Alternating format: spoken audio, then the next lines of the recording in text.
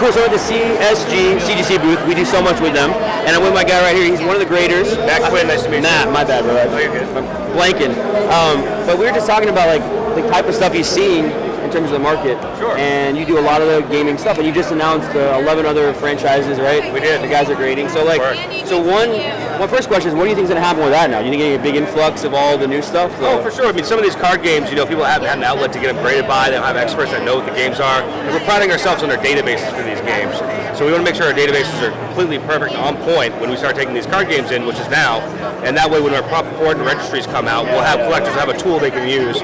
And then obviously we want to make sure we're very familiar with the material, so when we're grading it, we know exactly what we're doing. So a big thing I've gotten, we sell Pokemon, Metazoo, Magic. We don't sell much Magic, but Yu-Gi-Oh crowd. So what's the prognosis? What are we going to see when maybe we'll see Yu-Gi-Oh graded by CGC? Yeah, Yu-Gi-Oh is hopefully becoming either January or February next year. And the biggest reason obviously is the card's smaller, so the holder has to be tailored for that. So the good thing about the Yu-Gi-Oh holder though is after we get that tailored, there's actually a bunch of other cards that will fit in that holder as well. So we'll have another big release of games coming up hopefully in a few months. So cool. Yeah, exciting stuff. So I'm a Pokemon guy.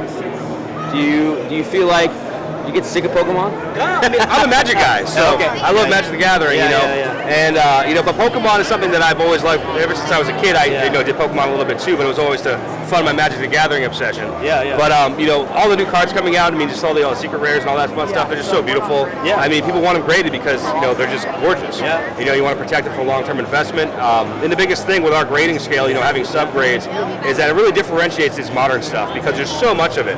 Whereas if we graded them all 10s, then what's the value difference between a 10 and a 9? And 9's almost uncollectible. Whereas you could have a 9.5, you could have a 9.5 quad plus, and then potentially a pristine or a perfect. And there's a lot of value separation there that gives a lot of collectors different budgets that they can participate in. I think the collector today is learning how to grade with different companies, and it's a big play. And I've been a proponent of CGC from the beginning because of the comic translation. I believed it really would, and I hope Marvel comes down the line too. You know what I mean? Eventually, right? So one last, I know you're busy. So one last question is, for people who are watching us, we have a lot of people who are very authentic to card grading. They love grading.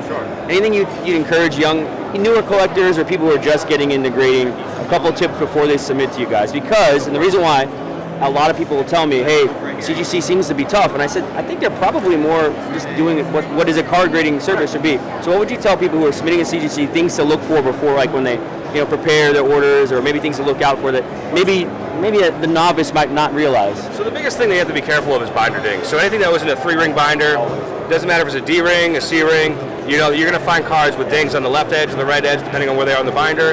And that's something to avoid. You want to be careful about. And obviously, you want to take extra care of these cards. You want to put them in a card saver, a penny sleeve, and make sure they're protected. There's so many instances where cards are just mishandled, and they're fragile. They're incredibly fragile. So you got to be very careful with this. And centering back versus front, do you have any thoughts on that? Front's obviously, front row center. I mean, we're going to take the front more into consideration than the back, but both of them play a role. But you want to have that picture frame-like look to those cards, and that's a big way to differentiate these modern cards. Centering alone, minor handling defects or manufacturing defects. They all play a role. So.